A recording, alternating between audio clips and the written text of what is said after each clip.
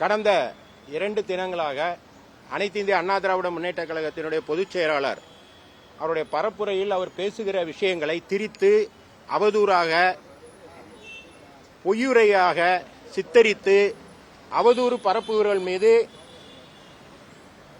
அனைத்து இந்திய அண்ணா திராவிட முன்னேற்ற கழகத்தின் சார்பில் சட்ட ரீதியாக நடவடிக்கை எடுக்கப்படும். பொதுவா பேச்சுரிமை கருத்துரிமை இருக்கு. அது இந்திய அரசியலமைப்பு சட்டம் 19(1) அனுமதி அளிக்கிறது. அதை கவசமா அணிந்து கொண்டு இல்லாத ஒன்றை சொல்லாத ஒன்றை சொல்லியதை திரித்து வேண்டுமென்றே உள்நோக்கத்தோடு 2 பிரிவுகளுக்குள்ள பிரச்சனையை ஏற்படுத்துகிற மாதிரி மதங்களிடையே பிரச்சனையை ஏற்படுத்துகிற மாதிரி பேசினா அது அவதூறு. அது இந்திய தண்டனை சட்டத்தின் பிரிவின்படி தவறு. அதை அவ்வாறு பேசுவதை இந்திய அரசியலமைப்பு சட்டமே தடை செய்து 1902 அவ்வாறு பேசுகிறவர்கள் மீது பொது அமைதிக்கு பங்கம் விளைவிக்கிறது ஒண்ணு. இன்னொன்னு ஒரு தனிப்பட்ட மனிதர் குறித்து அவதூறு பேசுறது. இப்போ அவர் தன்னுடைய பரப்புரையில என்ன சொன்னாரு? கல்லூரி ஆரம்பிக்கிறீங்க, ஏன் அரசு பணத்தில் ஆரம்பிக்க கூடாதா? தமிழ்நாடு அரசிட்ட நிதி இல்லையா என்றுதான் அவர் கேட்டார். அதற்கு பதிலாக கோயில் உண்டியல்ல ஏன் கை வைக்கிறீங்கன்னு கேட்டார். அதான் அது கேட்டவுடனே கொதிப்பாயிடுச்சு. உடனே கல்விக்கு அவர் எதிரானவர் என்று சொல்றாங்க. அவர் கல்லூரி திறக்கக்கூடாதுன்னு சொன்னாரா? இந்து அறநிலைத்துறை கல்லூரி திறக்கக்கூடாதுன்னு சொன்னாரா? அப்படி சொல்லல. நீங்க கல்லூரி திறங்க, ஏன் அரசு நிதி என்னாச்சு, அரசு பணம் இல்லையான்னு தான் அவர் கேட்டார். அப்போ அவர் கல்விக்கு எதிரானவர் அப்படின்னு ஒரு கட்டமைப்பை ஏற்படுத்தினாங்க. மெயின் ஸ்ட்ரீம் மீடியா மட்டுமல்ல, மெயின் ஸ்ட்ரீம் மீடியா அந்த செய்தியை பரப்பு முதல்ல வெளியிட்டார்கள். அதை எடுத்து ஊடகங்கள் என்று பெயரில் சமுதாயத்தில் உலவி தெரியும் போலி போராளிகள், ஊடகங்களிலே பேசுகிற நபர்கள் இதை தவறாக சித்தரித்து பேசினார்கள். அவர் கல்விக்கு எதிரானவரா? அவருடைய ஆட்சி காலத்தில், எடப்பாடியார் ஆட்சி காலத்தில் தான் 59 கலை அறிவியல் கல்லூரியை தந்தவர், 6 சட்டக்கல்லூரியை தந்திருக்காரு, 11 மருத்துவக் கல்லூரியை தந்திருக்காரு, எண்ணற்ற மேல்நிலைப்பள்ளி உயர்நிலைப் பள்ளியை தந்திருக்காரு. அவர் கல்விக்கு எதிரானவரா?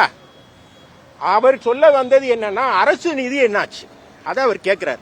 ஏன் அதை கேட்கிறாரு அப்படின்னா, முதலமைச்சர் திருவாரூர்ல சொல்றாரு தமிழ்நாடு 9.69% தனிநபர் ஜிடிபி வைத்து நிமிர்ந்து நிற்கிறது என்றாரு.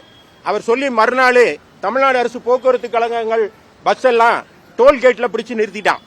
இதான் தமிழ்நாட்டோட லட்சணம். தமிழ்நாடு நிமிர்ந்து நிற்கிறது என்றார்.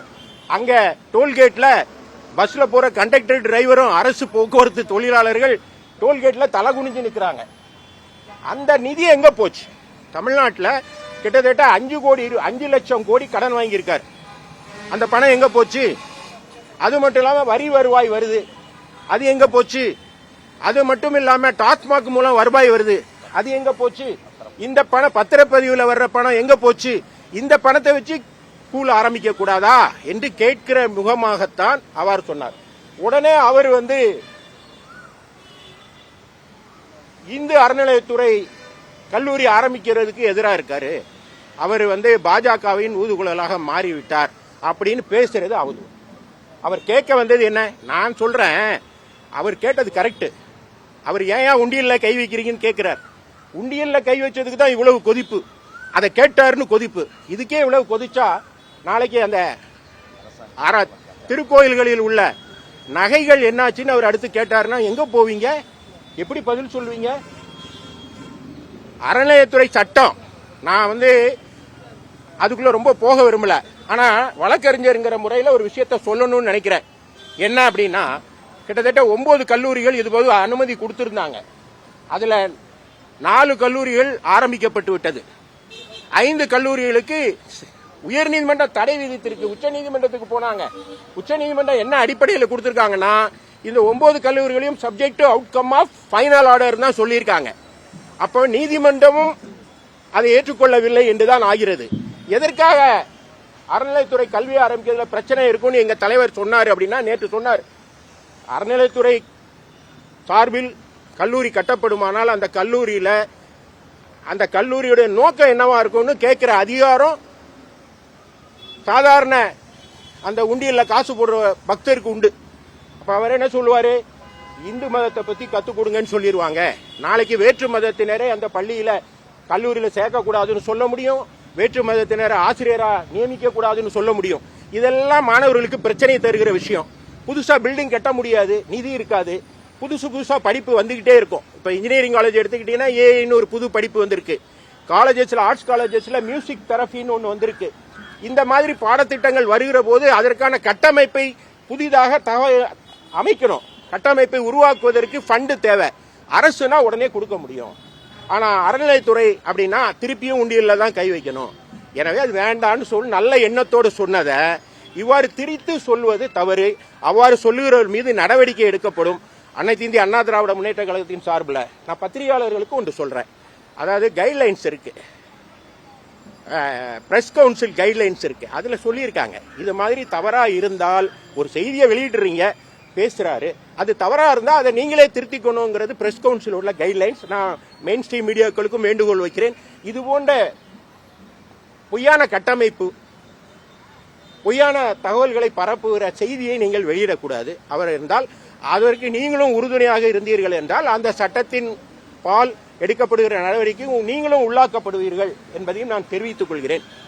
இதன் மூலமாக நேற்றைய தினத்திலே அமைச்சர் சேகர் பாபு ஒரு சட்டாம்பிள்ளைத்தனமாக எங்களுக்கு பாடம் எடுக்கிறார்.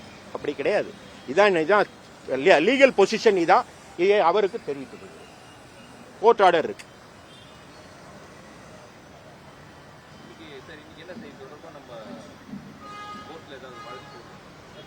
இப்பதான் நாங்க சொல்றோம், இது தொடர்ந்தால் சட்டப்படி நடவடிக்கை அதிமுக எடுக்கும்.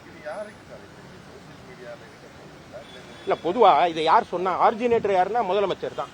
ஆரிஜினேட்டர் முதலமைச்சர். அவர் தான் முதல்ல சொல்றாரு, தவறா சித்தரிச்சு சொல்றாரு. இப்போ அவர் சொல்றாரு, அதாவது அவர் அழகா சொல்றாரு, அந்த நீங்க முழு வீடியோ பார்த்தா தெரியும். ஏன் அரசிட்ட நிதி இல்லையா அப்படின்னு கேட்டீங்க. முதலமைச்சர் ஏன் இவ்வளவு பதட்டமாகறாருன்னா இல்ல போல இருக்கு. இல்லன்னா பஸ் தமிழ்நாடு அரசு போக்குவரத்து கழகம் டோல்கேட்ல நிக்குமாங்க, டோல்கேட்ல விட மாட்டேங்கிறான். ஒரு அரசாங்கத்தோட லட்சணம் குட்வில் எப்படி இருக்கு பாருங்க.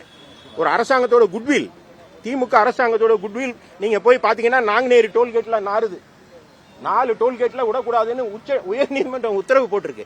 குட்வில் நீங்க சொல்றீங்க ஜிடிபி உயர்ந்திருக்குங்கிறீங்க, தமிழ்நாடு முன்னேற்ற பாதையில் பீடு நடை போடுதுங்க, தலை நிமிர்ந்த தமிழகம்ங்கிறீங்க.